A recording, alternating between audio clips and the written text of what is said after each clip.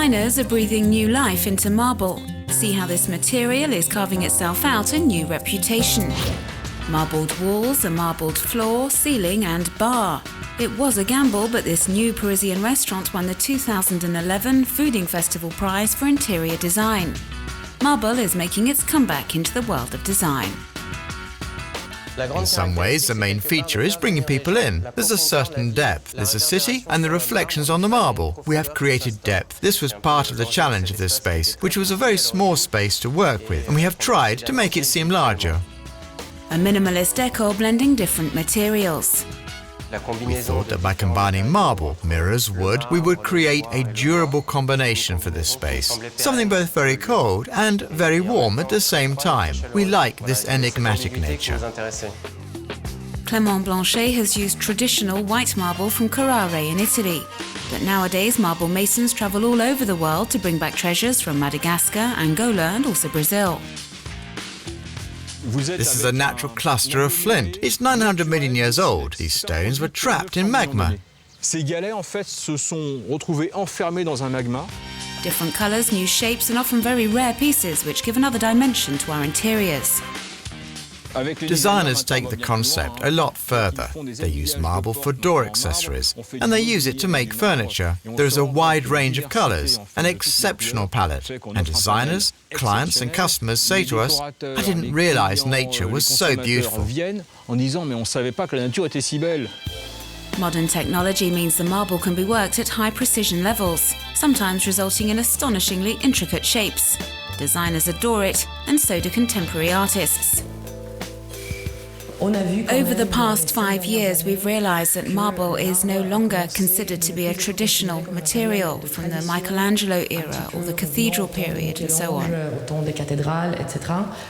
Nowadays, it's used by contemporary art artists, increasingly so. This gallery opened its doors a few months ago and hopes to showcase marble works of art.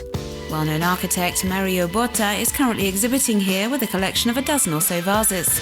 He's a fan of natural materials, and marble reminds him of what he calls la terra madre, Mother Earth. What interests me is the depth, the layers of memories within this material. There's almost an openness which narrates the thousands and thousands of years held within.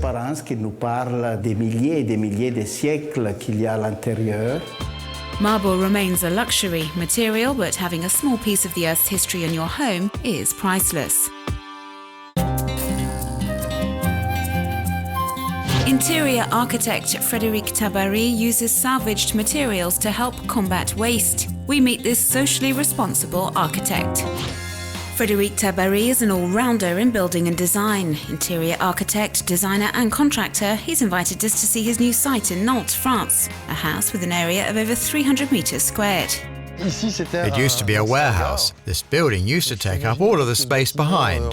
And we ripped apart the roofing to make it look like this. Frédéric Tabary believes in making something new from something old. In this loft, nearly everything's been created from salvaged materials. We're going to reuse these old metal and wood pallets to make coffee tables. Over 80% of the stairway was made from salvaged products. Recycling is vital. It's not about recycling because it's fashionable. That no longer makes any sense. We should salvage things because it doesn't make any sense to throw things away. And when the architect goes all the way with this approach, his projects can become a little wacky, like when he created the Villa Déchet, meaning the Villa of Rubbish, last year. And naturally, Frédéric Tabary has applied this principle to his own home, which has a number of little gadgets, like this microwave lift or the hoist to raise the wine cellar. I'm an interior architect, but I'm about rationalizing space more than anything else. I think nowadays a square meter is very expensive, and we can no longer afford to waste space. Frédéric's professional background is pretty unusual. He studied as a cabinet maker and then became a sales and marketing person, notably in digital publishing. The Twin Towers collapsed on September 11th, as did the e-learning and e-book economy. I was jobless and moved to Nantes, where I became a second-hand goods dealer, decorator, second-hand goods designer, interior architect. Making Frédéric Tabary a one-off designer looking to turn architectural restrictions into something creative. The Villa Hamster is a room available for rent in Nantes, and yet another example of his eccentricity. A packed 18 square meters, complete with the famous hamster wheel. And you can also sleep in the raised cage, drink from the water machine, and of course run in the wheel. Everything you need to be a hamster for a day.